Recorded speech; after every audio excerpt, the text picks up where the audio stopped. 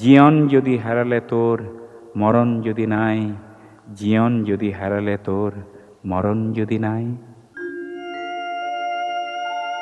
30th October, it is different because 18 simultaneous attacks within half an hour, one after another, within this span of half an hour took place. Kokrajhar, Bongaigaon, Borpeta, these are the three small towns in Assam. And then the capital city in Guwahati took the major brunt of this attack. And I think probably more than 50 people died in Guwahati itself, in the capital city, and the rest died in those towns. So this is the background.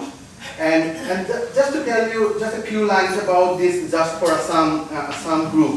It is not a group at all really, in a conventional sense. It's just a bunch of people like you and I coming together spontaneously in the aftermath of the incident in Assam, that we need to be able to do something, just come together. It's just taking a shape of a group now. Whether this group become something more substantive, only time will tell. But for the time, our primary objective is to just to remember the victims, and we are also raising some money as well. If we can raise some money, probably we'll try to help the victims in terms of education, vocational training, whatever we are able to raise within that limitation. We're trying to, we are sorting out a program to help the victims' family. So this program is kind of that nature. It's not giving a grant, take 10,000, 20,000, do whatever. Because I think the victims actually this time in Assam, they got substantive help from the government, and that's too quite rapidly. So they are not. It is not that they need a lot of money. Actually, they need a lot of guidance, to rebuild their life. And I think we are in a position. If we can get some organization going in Guwahati, maybe we can think in a different way. Different to the conventional thinking of giving some money to the victim, and that's our responsibility. We did our bit. It's not quite like that. We want to work long term with the victim. Today, here we are gathering for oneness. Doesn't matter where we are in the globe, we feel for those people on 30th of October who lost their life. This is a group of people started in the United Kingdom who thought that we got to do something, not politically, not any religion or race, just for the people who died. We tried to help them. We couldn't give them their loved one back, but what we are trying to do to help them to take the pieces together to lead a normal life in the form of financial help and in the form of counseling. We have contacted various organizations from Assam who are quite willing to help us voluntarily. This is happening at this time all over UK. It started in London, there is a big gathering. There is one in Bradford, Dr. Karunadas is arranging this one. Then we have got one in here, one in Glasgow.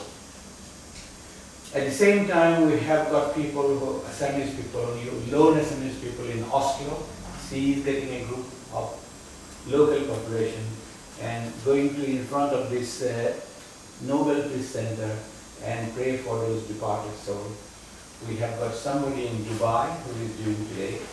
We've got somebody in Japan, Tokyo, doing today, and somebody in Australia, a group of people, not necessarily Assamese, but who knows about and feel about Assam, are gathering tomorrow in a place like this.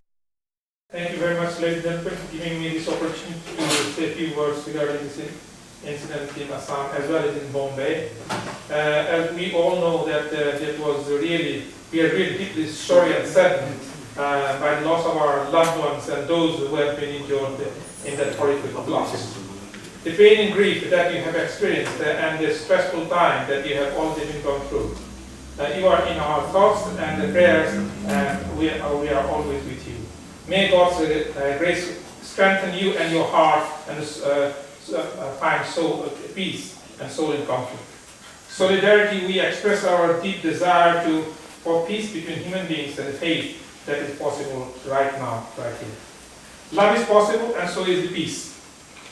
something that to be done about it, something that the simple and spiritual presence of human beings who pray together quietly, showing the world that there is another way and there is always something to be done. If we are looking for peace, we are praying to find it.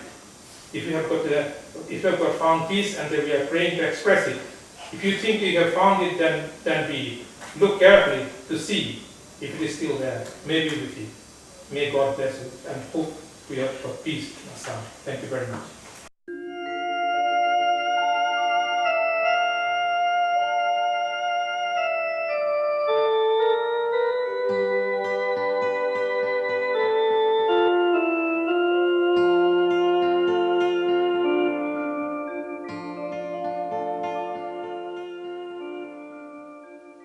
I think we are gathered here today because we've been prompted in a way by incidents that happened in Assam.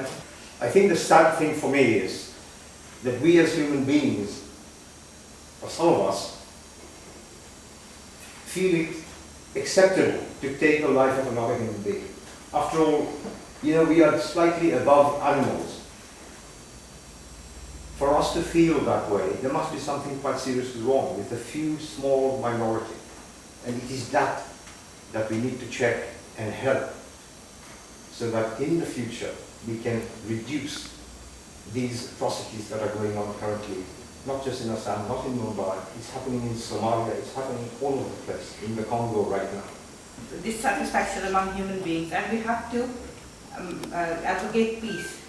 We need peace and understanding. I think what these forces are trying to do, these forces, these terrorists, they're trying to spread enmity between people, racial hatred, enmity between religious groups, ethnic groups, all over the world. And I think it is our duty to resist these forces.